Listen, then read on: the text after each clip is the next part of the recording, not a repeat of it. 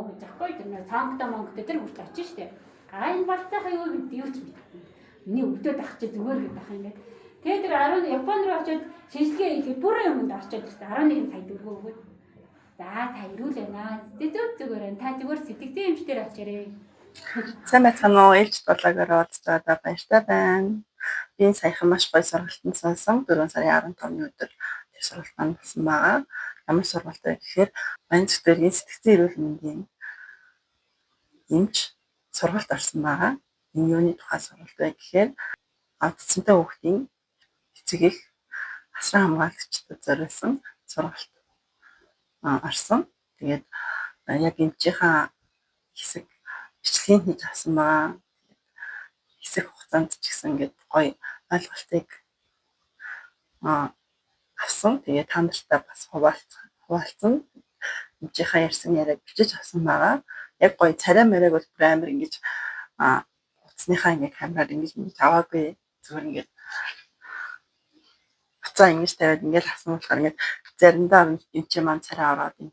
Заримдаа эмчийн маань царай ороогүй. Гэхдээ би бас царайгийн бичлэгэндээ оруулах хэсэгтээ бас айгүй эргэлзээтэй байгаа. За тэгээд сургалтаа шууд сонсцгоё. Тэгээд энэ бичлэгнийхаа төгсгөлд өөрөд төрсэн сэтгэгдэлтэй энэ сургалтын талаар өөрөд төрсэн сэтгэгдэлтэй санал бодол хуваалцгаална. Тэгээд бичлэгээд бас хамтаагаарай.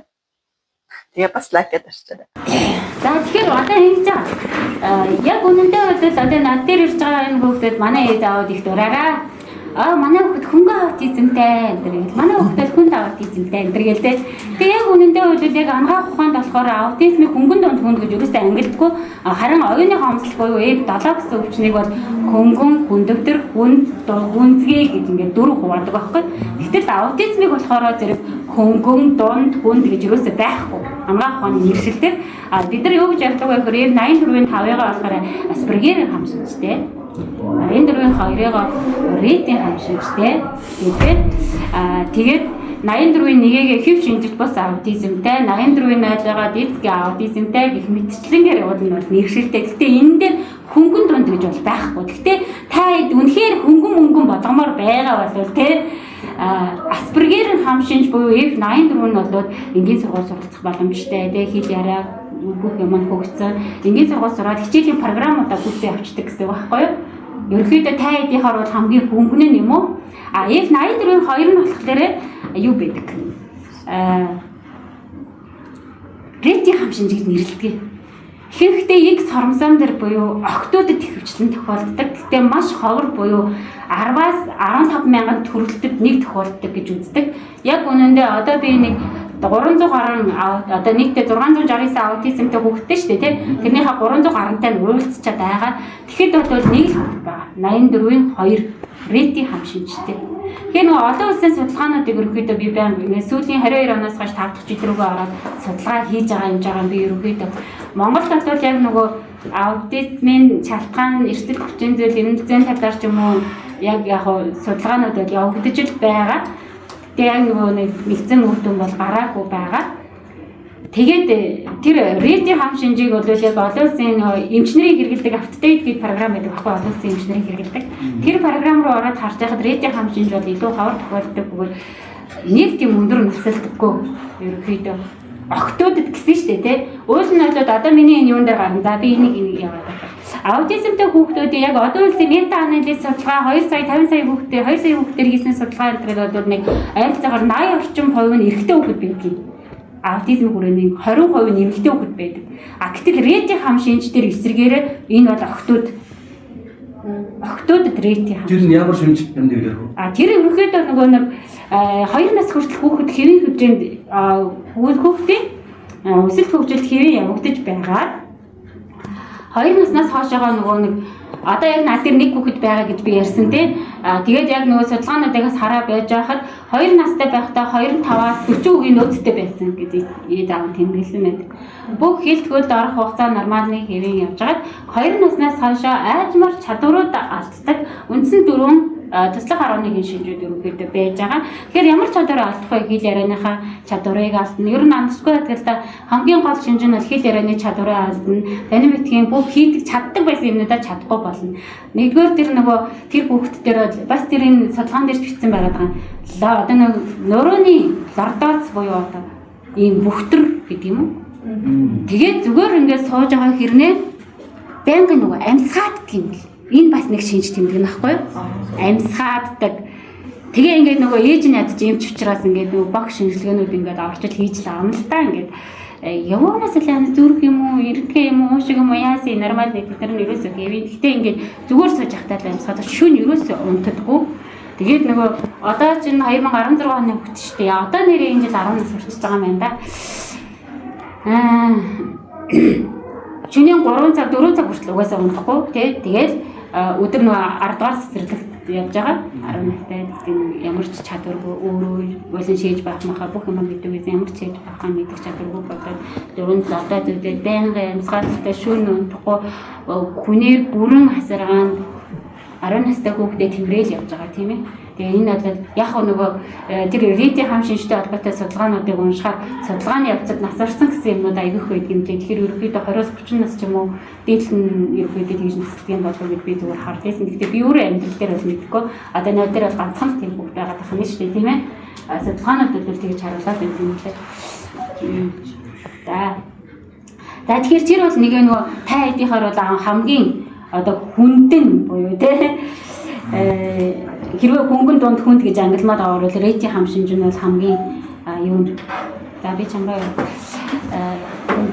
тэгээд нөгөө нэг аутизмыг бас оюуны хомсдолтой хавтарсан байдлаар юм гэдэг. Дээрээс нь судалгаанууд би сая нөгөө судалгаа хийж байгаа ярьсан тий. Тэгээ олон улсын судалгаа харж байхад ерөнхийдөө аутизмтай хүүхдүүдэд 70% нойрны асуудалтай байдаг гэж судалсан байдаг. Минийх бол нэг 70.5%-тай гарсан. Тэгэхээр ойролцоо үүнтэй гарлаа.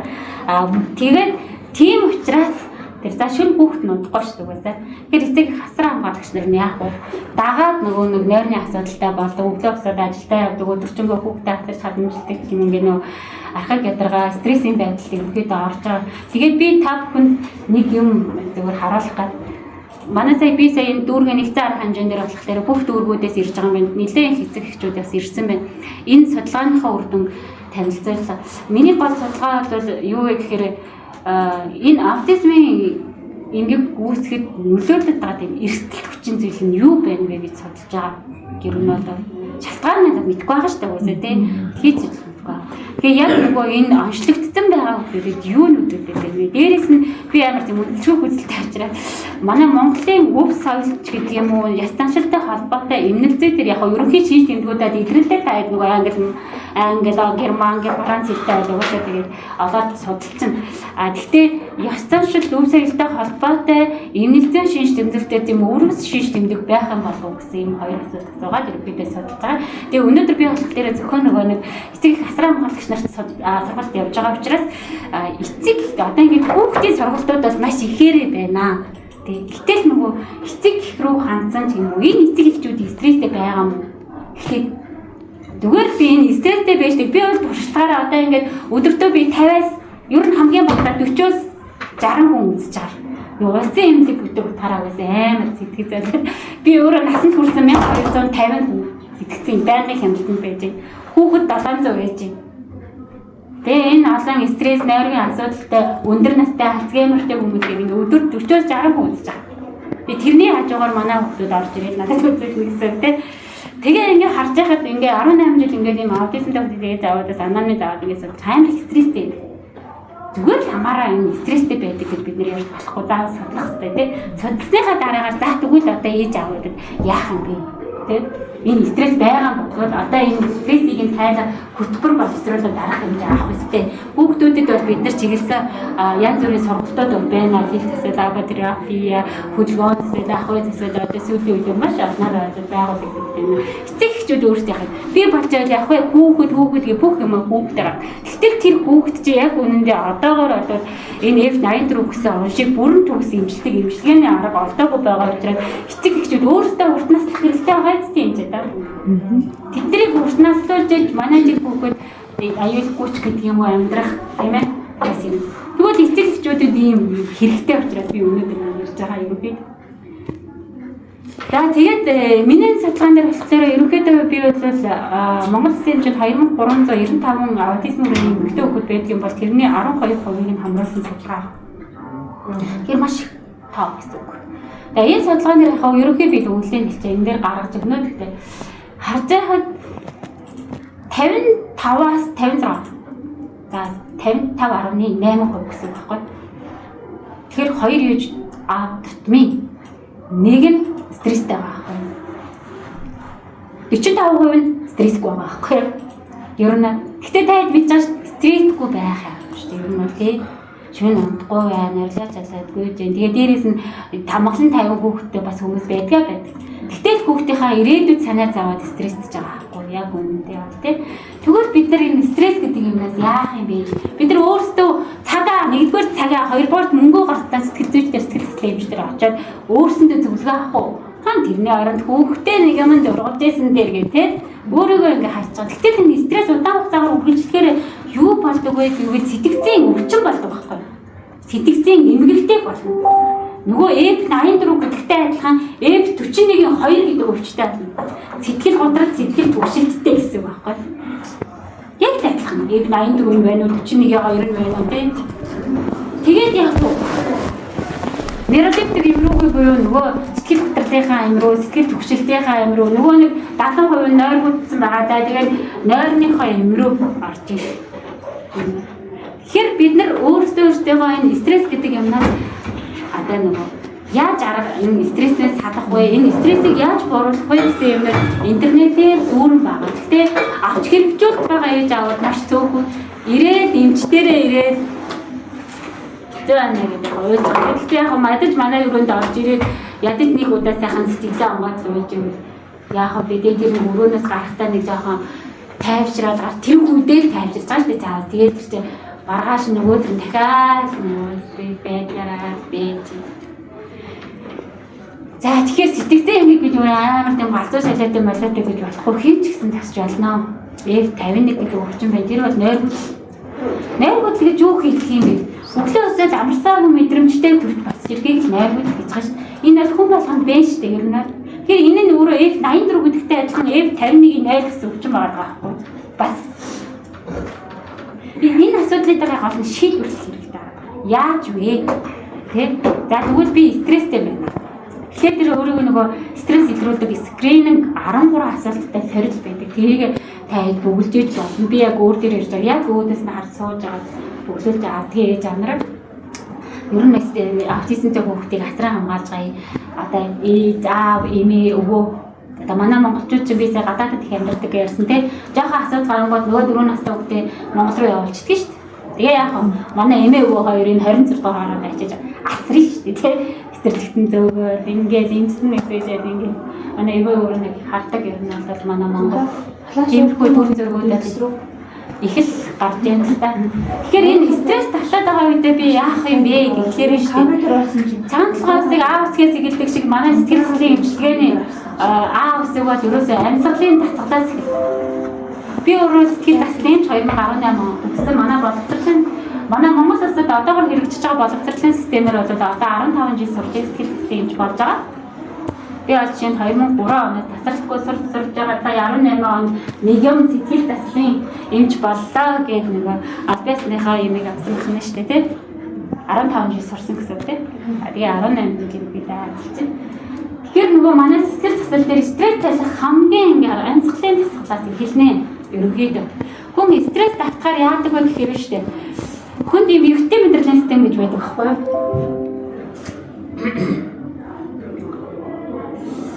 Сайн нэгчдэг юм болох байдсан. За, эргэтэй мэдрэлийн систем гэж байдаг. Тэр зүгээр хэдүүлээд батсаа юугаар батчихэ. Хар хоног батчихэ. Хоёр талтай. Нэг нь симпатик буюу чангалж идэг зүгээр хар хоног. Нөгөөх нь парасимпатик буюу гол солируулж идэг. Энэ хоёр гоё тэнцвэртэй байж хүн амьдардаг. Тэгэхээр стресс тавцсан байгаа хүн яадаг вэ гэвэл симпатик мэдрэлийн хөөрөл гэж ярьдаг байхгүй нэг нөгөө болчаан агшаад чангараад судас ингээд нарийсаад толгоонд очих гээд миний хөл гаранд очих гээд явж байгаа цусны тал нь очиод тархинд хангалттай хэмжээний нөгөө артериэсээс хүчил төрөх чэвэрлээ явж байгаа шүү дээ тий. очихгүй байснаас болоод симпатик мэдрэл хөөрөл явж байна. Тэр үед яах вэ гэхээр зүрхтээс нь гар салгал нь толгой эргэн баг уужирч унахаар ингээд шахан тийм ээ. Тэгээд цусан дах сахарын хэмжээ нэмэгдэн бактерийн даралт ихсэн гэдэг ингээд симпатик мэдрэлийн хөөрөл стресс тавцсан үед ордог юм аа.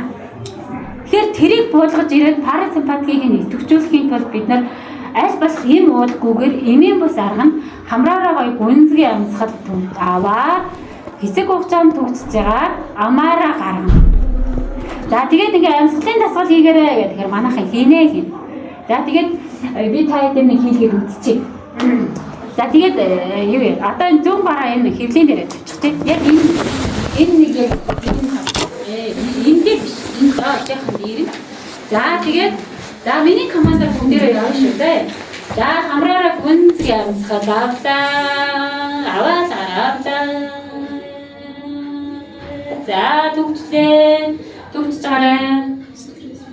За таамар аачихсан гаргалаа. Их удаан марах шүү. Гаргаал. За нэг асуулт. Цаа ингээд тавьсан ба. Амьсгалаа авсан чинь гидсэн ингээд наач төмбөөс хүн байвал гараа өгч. За таны 1 2 3 амьсгалгүй. За 3 4 за. За ингээд энэ сууж байгаа 20 хүний 4 зөв амьсгалж байгаа гэсэн үг. Тэгэхээр бусд нь бүгд буруу амьсгалж байгаа буюу стресстэй. Одоо би өөрөө гэхэд 6 сарын турш хийж ижил 30 гарч ижил сурсан. Гэхдээ хүн нэг удаа хийгээд сурчдгүй юм лээ. 6 сарын турш нэг хийжээж цай нэг юм сурж байгаа байхгүй. Тэгэхээр одоо ингээд энэ парасимпатик мэдрэлийг идэвхжүүлэх юм амьсгалын дасгал байхгүй. Тэгэхээр нэг амьсгалын дасгал хэдүүлээ зүгээр харах хоног бодож. Энэ нэг хамраар ингээд агаар ороод хоёр цагаан мөгөөсөө хаадагаар дамжаад уушиг байгаа тий. Уушиг чи яг ингээд шаарч ингээд тэлэгдэн штэ тий. Дотор нь агаар орчлоо. За тэгэнгүүт хэдүүлээ нөгөө цэжний хүндийг хөвлийн хүндийг тусгаарч идэг юм чи өөр үүрц гэж байгаа нөгөө хань манд авахад өрцийн цагдаад тэлэгцэг тий. За тэгэнгүүт уушиг ч гоё тэлэгдчихлээ. Тэгэнгүүт томорцсон өрцтэй ашиг нэзтэй тий. Тэгээд гиз төмбөх хэрэгтэй байхгүй. Гэтэ энийг албаар биш байсан. Албаар гэх юм бол энэ ямар төвөртэй вэ? Яг л нөгөө рефлекс юм. Хамраараа гүнзгий амьсгал аваад гоё уушгаа тэлгээд өрцөн өөрөө доошлоод гинцээ төмбөлнө. Яа албаараас гинцээ төмбөлөхгүй яг нэг тийм рефлекс юм. За тэгээд амаараа гаргаж байгаа. Нөгөө нэг агаар орсон байсан шаар буюу уушгч буцаад тэлэгдээд ингээд нөгөө шилж байгаа латиктаз гэдэг шилж байгаа. Тэгэхээр ч угаасаа өрцтэй ижлээ шүү дээ. Тэгээд нөгөө гид чин цаашаа амьсгалаа гаргахаар татагдах байхгүй юу? Татагдана. За тэгээд та бүхэн гэртээ очиод энэ нөгөө интернетээр зөндөө одоо ийм амьсгалын дасгалыг заасан бүр хөгжим сонсож байгаад хийгээрэй мэгэрэй гэсэн юмнууд байгаа. Энэ амьсгалын дасгалыг бүгдээрээ хийж сураарай. Яагаад гэвэл энэ стрессийг бууруулах номер 1 арга бол энэ амьсгалаа зөв удирдах буюу амьсгалын дасгал байдаг. Бүр стресстэй дэвлэн бясалгал гэж нэг юм байдаг. Бясалгал бол юу вэ гэвэл ерөөсөө л амьсгалаа зөв удирдах.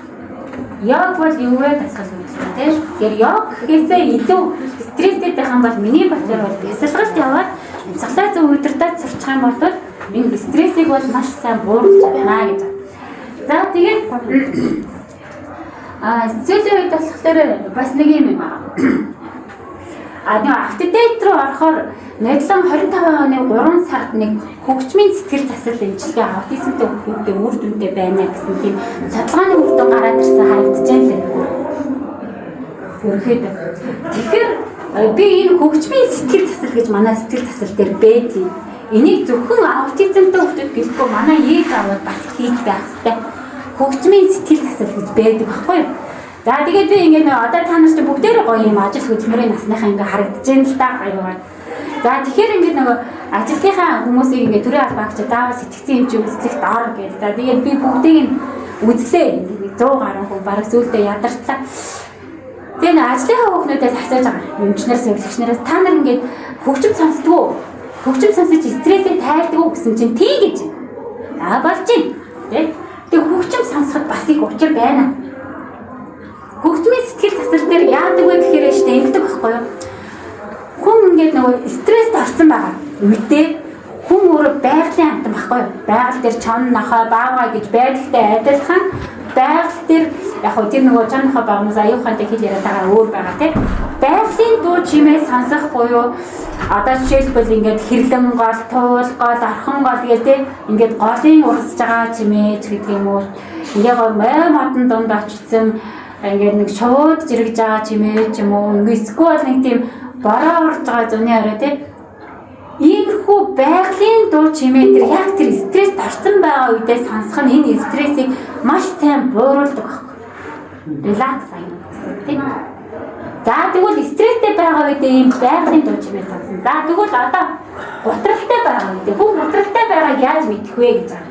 Стрессийг бол та бүхэн тань мэдчихжээ. Би ажлаасаа болоод гэр бүлээсээ болоод мөнгнөөс болоод зүгээр стресстэй гэдэг. А тэгвэл хүн гутралтай байгаагаа тань мэдэх хэрэгтэй. Энэ таны мэдхүйс сэтгэлээсээ би бас таяг хийгээд байна шүү. Гутралтай байгаа хөө яаж мэдэх вэ гэхээр өглөө басмааргүй. Өдөржингөө хөвтэй лэмар санагдана. Босоод явхаар ядраад лээдэг тийм. Гэртээ нэг ороод хөвчих юм бол өглөө босоод ажилдаа явмаар хөдөлгөөн байхгүй. Энэ сэтгэл готролын хөнгөн шүү. Хоёргоох нь хэл яриа гэдэг. Хүнтэй юм ярахаас айгүй дургур. Хүн ингээд хажуунаас юм асуухаар амар төвхтэй санагдаад тэр асуудал нь тийм ихгүй. Тэг юу ч ярихгүй бол зүгээр чимээгүй ганцаараа хэдээд энэ сэтгэл готрол. Гуравдугаар хан цөрөг бодол. Энийг сэтгэл готрлын гурван шинжилгээ нэрлэдэг. Их муу юм бодно. За одоо нөгөө хүүхэд маань зам хөндлөн гарцгаад ихчхүүдээ манай ээж за ээжийн даралт ихсчихсэн одоо харчих үедээ гэх тээ. Гэх мэтчлэнгээр юу нэг ирээдүйн амьдралын талаар дандаа цөрөг юм байна. Тэгээ хажууд нэг хүмүүс юу гэж хэлдэг вэ? Чи юундаа санаа алдаад байгаа юм? Өөрөө санаа алдаж байгаа мэдгүй байгаа тийм. Санаа алдаад тийш штэ гэдэг. Энэ нь өөрөө хөнгөн сэтгэл готрол байгааг илэрхийлж байна. За тэгвэл энэ сэтгэл готролтой байгаа үед бид нар ямар хөгжим сонсох вэ? За тэгээ хөгжим сонсох юм те. Хурдан темптэй ая сонсох нь штэ. Би нөгөө стресстэй байгаа үед тийг ая сонсоо. Одоо сэтгэл готролтой байгаа. Одоо би готролтой байна мэдчихлээ. Одоо би хурдан темптэй ая сонсно. Ой ой яа. Би 19 настай нэг бүр курсээ ойд охидтай. Тэдний сонсож байгаа тэр 13 та хүүхдийн сонсож байгаа ая маяг тэр хөгжим хурдан темптэй ая маяг сонсохоор хүн готролоос юу гэж ярьж байгааг мэддэхгүй байлээ шүү дээ. Тэгэхээр нөгөө үе үеэрээ ахгүй. Одоо маань үеийнхэн 40 орчим насныхан бодлол тэр нөгөө тамиртай номын таас одоо бол молныгоо сонсох юм бол гоё сэтгэл готролоос гарах юм байна те. А тэр 70 80 онд байсан тэр нэг жаргалсайхан maaхан айдам юу ч хэлээд нэг тийм насан татах бүдэргээ те. Нэг тиймэрхүү нэг тийм тоглог дуу нэг сонсдог тэр үеийнхаа дууг сонсох хэрэгтэй аахгүй. Тэгвэл тэнгэр тийм хурдан темптэй ая сонсох нь сэтгэл готролоос гаргадаг юм аа. За тэгээд шийдвэр гаргах гэдэг байна. Амар юм боддог. Бид нар ч бодно шүү дээ. За яах вэ? Бодно. Бодлогошорсон бодож яах гэдэг чинь тарихны духны хэсэг ажиллагаанд орсон би нэг тухал шийдвэр гаргах гэж гэсэн. Энэ үедээ илүү сонгодог аюунуудыг сонсох хэрэгтэй гэдэг. Сонгодог Моцарт, Бетховен, Шопен гэдэг юм уу те. Тийм бол сонсдог. За тэгээд би болбол тэр сэтгэл готролтой байх юм бол тэр нөгөө нэг мэддэг дуугаа тэр болд мол камертай юу гэдгийг тэрийг ингээд дагаж дуулах гэж. Одоо энэ дотор нөгөө нэг хоримтлагцаа хураасан бодсон юм гаргаж тавих нь байна шүү дээ тий. Одоо нэг ярих нь байна шүү дээ тий. Ортой үед энэ караоке яагаад үүссэн бэ? Би бол тэгдэг стресс айлах гарах хөгжмийн сэтгэл засал дээр бол караоке орж дуулдаг. 1910-20-ны үед бол уулан дээр гараад ашгараад арилоод энэ дотор тачуурсан мэдрэмжээ гаргадаг байсан бол бид нар орчин үед уулгаад гэж байхгүй зүгээр караокед ороод дуулж энэ дотор байгаа тэр мэдрэмжээ гадагшлуулдаг. За тэгэхээр энэ хоёр дахь арга таяг зааж гисэн байна те. Хөгжим сонсохдоо бас их учиртай байх юм. Бай сайхан дуулах нь. За тэгээд гурав дахь нэг сэтгэл заслын арга энэ стресс тайлдаг арга юу вэ? Хэдүүлээ зүгээр энэ баашиг харъя те. За энэ нэлээд том өрөө байгаа тийм ээ. За энэ өрөөнд тэр хаалгыг онгойлгоод нэг жижигхэн 4 настай хүүхдээ ойр шидчихлээ. Нэг гамс, хоёр биш, нэгийг. Тэр нь яаж байгаа вэ гэхээр штэ. Өдөр өдөр тутамдаа амьдралын стресс ордог. Арай сэтгэлгээ сургуулиас хүүхдээ авах гээд орсон чинь манай хүүхдийн цэнхэр цамцан дээр нь ангийнх нь дөнгөж өсгөө үзээд дуусчаад нэгдүгээр ангийн хүүхдүүд Т1 гэх тэнэг байсан. Манай хүүхдийг тэнэг гэдэг юм. Стресс, энэ чи стресс шүү дээ. Тэ? За нөгөө сургалтанд явуулах гэсэн 3 сая төгрөг гинэ нөгөө хийж засалж байна. За мөнгө яаж олох вэ? Энэ стресс. Тэгээд тэр хаалгыг байнга онгоолгоод нэг оймс шидэл дахиад нэг оймс шидэл 20 жил энэ дотор нэг оймс шидэхээр тал нь бол дүүрнэ. Энийг өөрөө стресс дотроо хоримтлах сэтгэл өвдөх гэж нэрлэдэг. Сэтгэлийг яг нөгөө одоо нэг эмрай хийгээд эрдэнтгийн тараад зүрхний хвшлиг хийж мэгээд гадна талаас нь энэ дотор юу байгаа ингээд уудлаад харагдах юм байхгүй л дээ. Тэгтэл энэ дотор ингээд тэр хаалгыг нэг нэгээр нь онгоолгоод ойн сидэл. Тэгээ нэг 20 жил 30 жил тураагаад ирэхээр юу болдог вэ гэвэл физикаас самаадаг хүчин буюу сэтгэлийн шалтгаантай биеийн хүчин болдог байхгүй. Тэгээ бие махбодын илрэл орж гарч ирнэ. Яаж гэж зүрх нь өвдөн. Хоолойд баагаад тий ихэнх зүрх нь өвддөг хоолойд ба. За тэгээ зүрх нь өвдөнгөт нь яаж гэхээр зүрх өвдсөн. Зүрхний эмч дээр очин тэр хизээ сэтгэл заслын эмч дээр очихгүй. Зүрхний эмч дээр очиад зүрхний эмчлэг хийлгээд зүгээр наацах худлаа дүүргийн эмнэлэг юу мэдээ юу ч мэдэхгүй байгаа наа. Би 3 дугаар эмнэлэг юм. Тэгээ 3 дугаар эмнэлэг дээр очиад үзүүлээд зүрхний эмчлэгийг хачаад зүгээр л хийжтэй. Зүрхний яа ч гэсэн зүрхний эхо хийлгдэг. Тэгээ зүрхний эхо хийлгээд зүудэ 24 цагийн хоолтор хийлгээд 72 цагийн хоолтор хийлгээд 7 хоногийн хоолтор хийлгээд ирүүлнэ.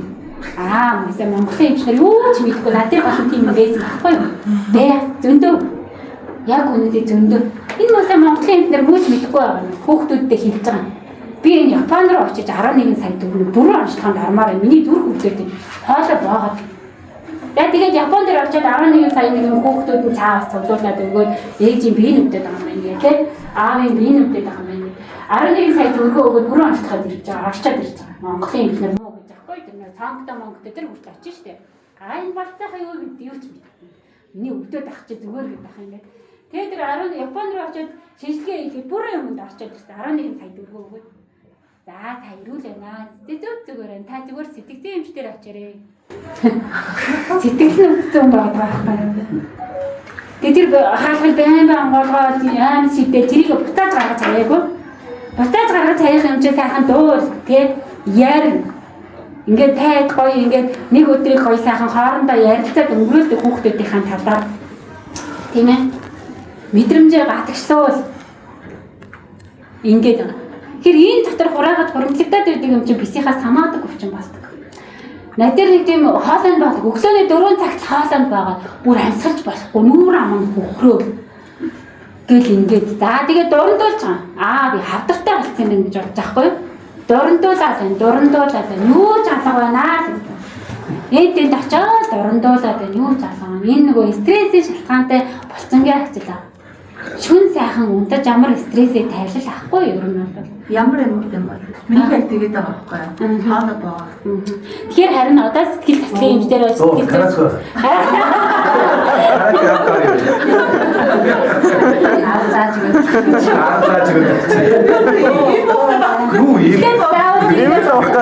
дурандуулж үзэн штэ юм байна байхгүй нь шалгаад тэрний дараа байхгүй ахт нь олон эмнэлэг гэсэн явчихдаг байхгүй юу? Хүн байхгүй байна гэж дүүргийн эмнэлэг хэлчихэд тагцсан дахиад энэ мэдэхгүй байгаа гэж цааш яваад байдаг байхгүй. За тэгээд би нөгөө нэлээх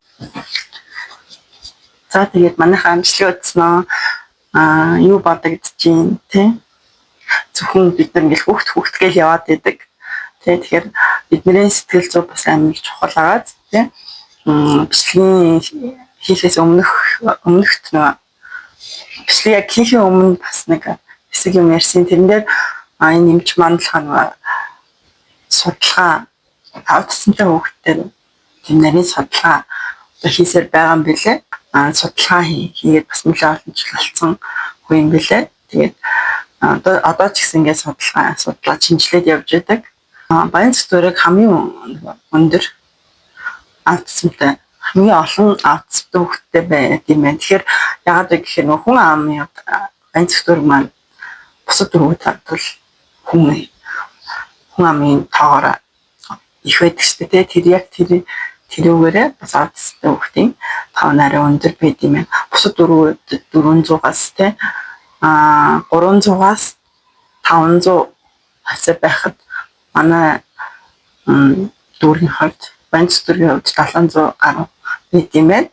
Нэг тиймэрхүү юм яаж ингээд өөрийгөө танилцуулаад ингээд судалгаа хийж байгаа гэдээ яриад тэгээд тэрний дараагаас яг энэ бичлэгээр байгаа шүү бид нар нөгөө нэг аутизмыг хүнд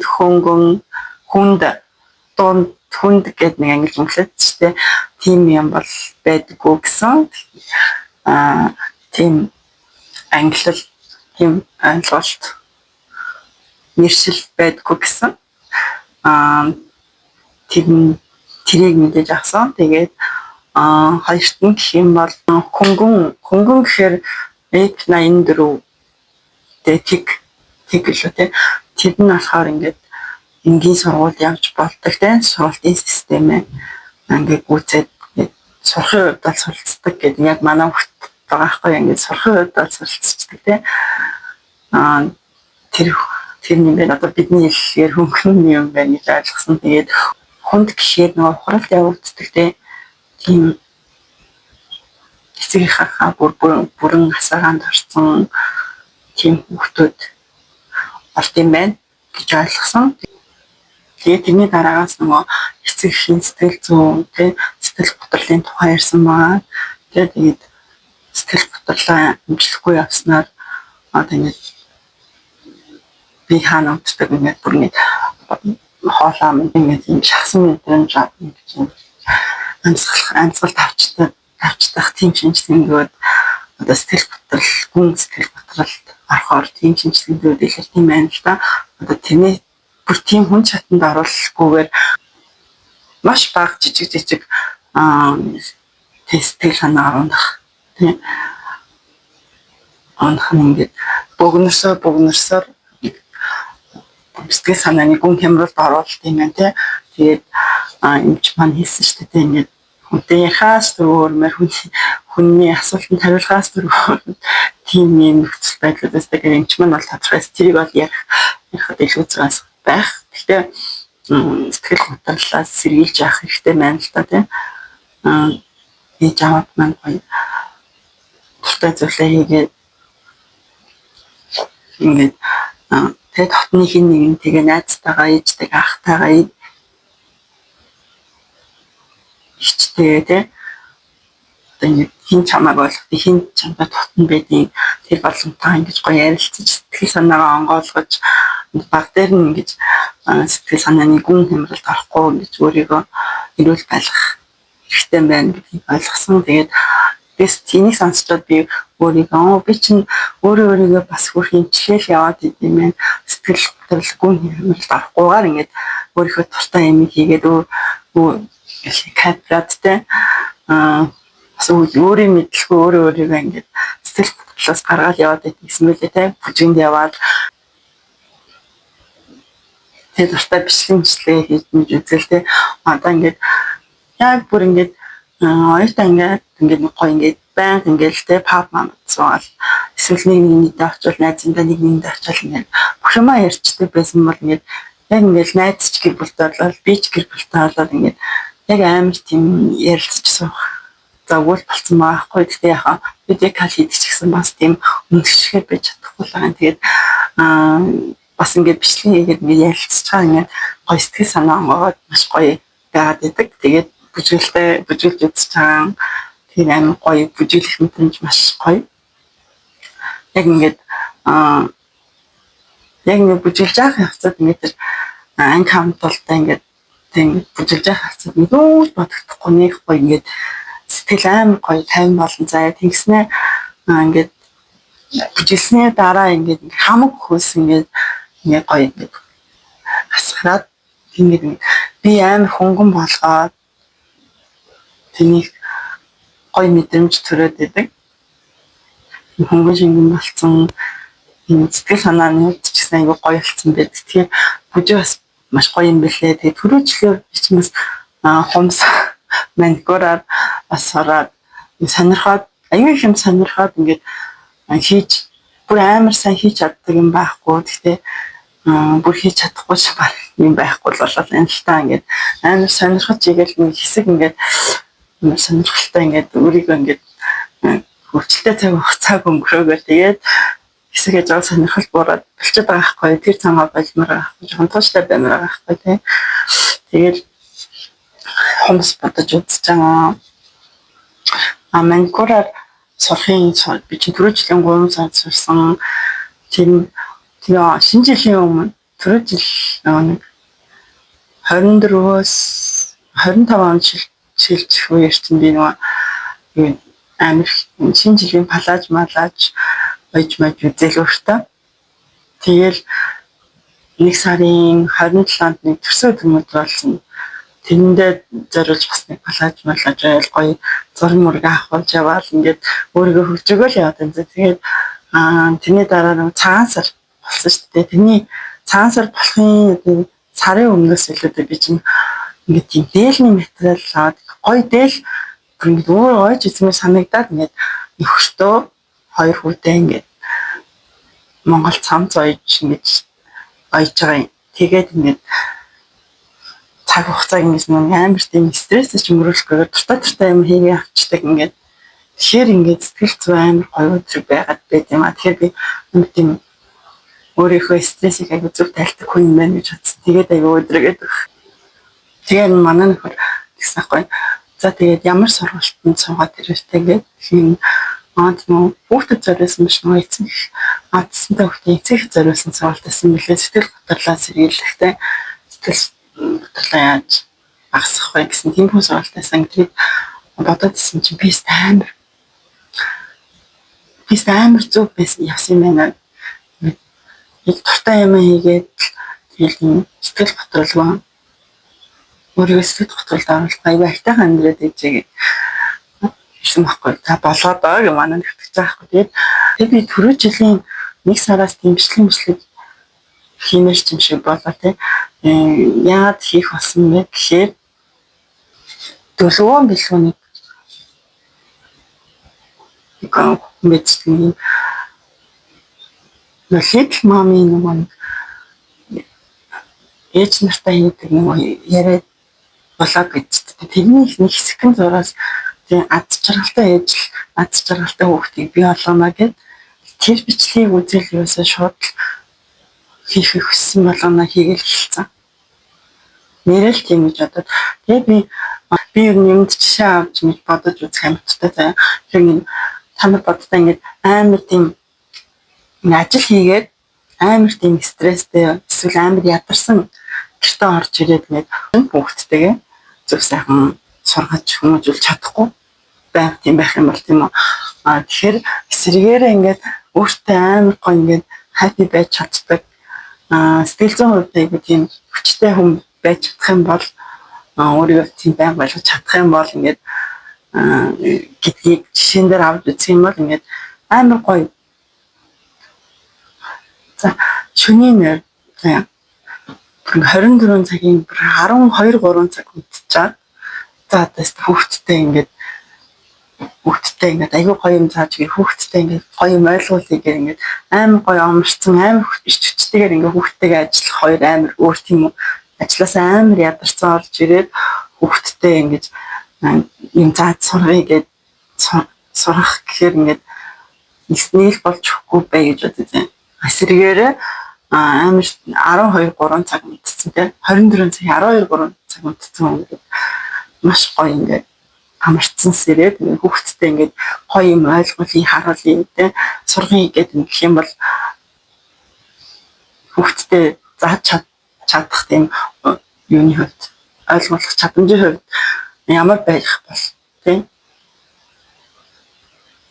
тийм хоёр тийм ядарсан тийм сэтгэл зүгээрээ ядарсан би хагаараа ядарсан хүний хувьд хүүхдтэй ойлгуулах төвшин ямар ах бол тийм гоё амарцсан хүний хувьд хүүхдтэйгээ яаж ажиллах вэ тийм маш гоё ирж хүчтэй ингээд ойлгуулж чадах тийм хэмжээний байж чадах байх гэсэн ойлголт бас аваад байгаа байхгүй. Тэгэхээр ер нь л би өөрөө тийм эцэг асран хамгаалагчд өөрсдөө амар өөрсдийгөө бас аюу сайн бодож явах хэрэгтэй юм билээ. Тэгээд аутсантай хүүхдийн хувьд хүүхдийн эцгийн хувьд нөгөө аутсан бол идэгдэг зүйл биштэй насан туршийн юм учраас цаашдын ингээд уртудаан амьдрал ингээд бид нар ингээд байж ах хэвээр урт наслах хэвээр. Тэгэхээр бидний эрүүл мэнд маш чухал гэдгийг ойлгож авсан. Тэгэхээр бас өөртөө амар тийм өмнөх жилүүдээс одоо сая өнгөрсөн сарууд хоногудаас илүү их өөртөө анхаарал хандуулъя гэж бодож байгаа. За тэгээд нэг энэ хөө гоё сонголтод суугаад олон юм ойлгож авсан. Тэгээд цаашдаа бас гоё сонголтууд суугаад өөрийгөө хөгжүүлээд хүүхдийнхээ төлөө ч олон зүйл хийгээд явах болно. За тэгээд түүнийгээ бас таньтайгаа хуваалцгаална. Тэгээд дандаа сайхан зүйл бодож, гоё сайхан зүйл бодож, бүх зүйлийг гоё эргээд бодож чадах юм бол бас эрэг зүйлүүд тохиолдох шиг надад санагддаг. Тэгэхээр бас гоё эрэг байж гоё сайхан нийгмийг бүтээцгээе. За тэгээд дандаа хамт байдаг subscribe-аас дарсан хүмүүстээ таньтай баярлалаа. Тэгээд дараагийн бичлэг хүртэл түр баяртай.